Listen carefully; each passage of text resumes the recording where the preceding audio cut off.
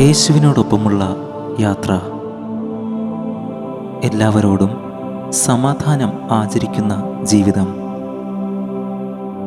എബ്രായർ 12-ാം അധ്യായം 14-ാം വാക്യം. എല്ലാവരോടും സമാധാനം ആചരിച്ചു ശുദ്ധീകരണം പ്രാപിപ്പാൻ ഉത്സാഹിപ്പിൻ. ശുദ്ധീകരണം കൂടാതെ ആരും കർത്താവിനെ കാണുകയില്ല.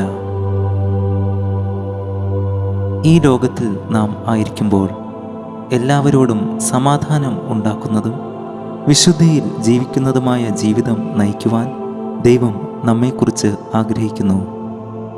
മത്തായി എഴുതിയ സുവിശേഷം 5-ാം അധ്യായം 9-ാം വാക്യത്തിൽ കർത്താവായ യേശു നമ്മെ ഇങ്ങനെ പഠിപ്പിക്കുന്നു: സമാധാനം ഉണ്ടാക്കുന്നവർ ഭാഗ്യവാന്മാർ, അവർ ദൈവത്തിൻ്റെ പുത്രന്മാർ എന്ന് വിളിക്കപ്പെടും. ദൈവവുമായും മനുഷ്യരുമായും സമാധാനം ആചരിക്കുന്ന ഒരു വ്യക്തിയാണ് യഥാർത്ഥ ദൈവ പൈതൽ. എല്ലാവരുമായും സമാധാനപരമായ ജീവിതം നയിക്കുമ്പോൾ നാം വിശുദ്ധിയും പിന്തുടരണം. വിശുദ്ധിയില്ലാതെ അതിപരിശുദ്ധനായ കർത്താവിനെ ആർക്കും കാണാൻ കഴിയുകയില്ല. ജഡത്തിലെയും ആത്മാവിലെയും എല്ലാ മാലിന്യങ്ങളിൽ നിന്നും നമ്മെ തന്നെ ശുദ്ധീകരിച്ചുകൊണ്ട് കർത്താവിനെ ഭയന്ന് വിശുദ്ധി പൂർണ്ണമാക്കേണ്ടതുണ്ട്. ക്രിസ്തുവിലുള്ള വീണ്ടെടുപ്പിലൂടെ നമ്മെ ദൈവവചനം സത്യത്താൽ വിശുദ്ധീകരിക്കുന്നു. റോമർക്കെഴുതിയ ലേഖനം 12-ാം അധ്യായം 17-18 വാക്യങ്ങൾ.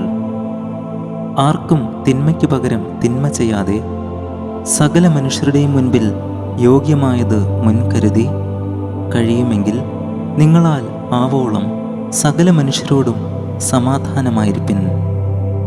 നാം പരസ്പരം ക്ഷമിക്കുന്നവരും സൽപ്രവൃത്തികളാൽ മറ്റുള്ളവരെ കരുതുന്നവരും ആയിരിക്കണമെന്ന് ദൈവം നമ്മെക്കുറിച്ച് ആഗ്രഹിക്കുന്നു.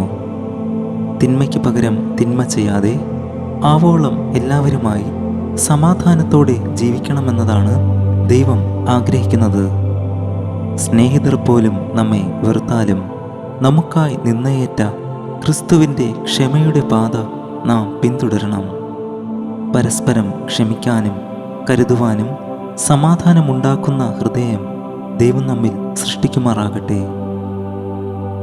സമാധാനമായി ജീവിക്കുന്നതിൻ്റെ ആവശ്യകത കർത്താവായ യേശു മത്തായി എഴുതിയ സുവിശേഷം 5-ാം അധ്യായം 24-ാം വാക്യത്തിൽ നമ്മെ പഠിപ്പിക്കുന്നു: നിന്റെ വഴിപാട് അവിടെ യാഗപീഠത്തിൻ്റെ മുൻപിൽ വെച്ചേച്ച് ഒന്നാമത് ചെന്ന് സഹോദരനോട് നിരന്നുകൊള്ളുക, പിന്നെ വന്ന് നിന്റെ വഴിപാട് കഴിക്കുക. വഴിപാട് അർപ്പിക്കുന്നതിനൊക്കെ മുൻപേ ക്രിസ്തുവിൽ നമ്മുടെ സഹോദരരോട് ക്ഷമിച്ചുവോ എന്നും സമാധാന ബന്ധം സ്ഥാപിച്ചുവോ എന്നും നമ്മെ തന്നെ ശോധന ചെയ്യേണ്ടുന്നതാണ്. ഈ നോമ്പിൻ്റെ ദിനങ്ങളിലും ദൈവം നമ്മെക്കുറിച്ച് ആഗ്രഹിക്കുന്നതും ഇതാണ്.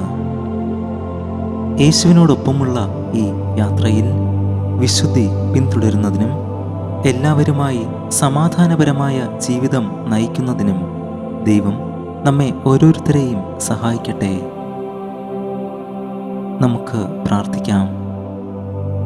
കൃപയും സ്നേഹവും നിറഞ്ഞ സ്വർഗീയ പിതാവേ, ഞങ്ങളങ്ങയെ സ്തുതിക്കുന്നു, ആരാധിക്കുന്നു. ഈ പുതിയ ദിവസത്തിനായി ഞങ്ങൾ അങ്ങേക്ക് നന്ദി അർപ്പിക്കുന്നു. പിതാവേ, സമാധാന പ്രഭുവായ അങ്ങയെപ്പോലെ എല്ലാവരുമായും സമാധാനം ആചരിക്കുന്ന ജീവിതം നയിക്കുവാൻ ഞങ്ങളെ ഓരോരുത്തരെയും സഹായിക്കണമേ. ഇതിൽ ഞങ്ങളുടെ ജീവിതത്തിൽ വന്നുപോയ വീഴ്ചകൾ ക്ഷമിക്കണമേ. കർത്താവായ യേശുവിൻ്റെ നാമത്തിൽ തന്നെ ആമേൻ. ദൈവം നമ്മെ അനുഗ്രഹിക്കട്ടെ. God bless you.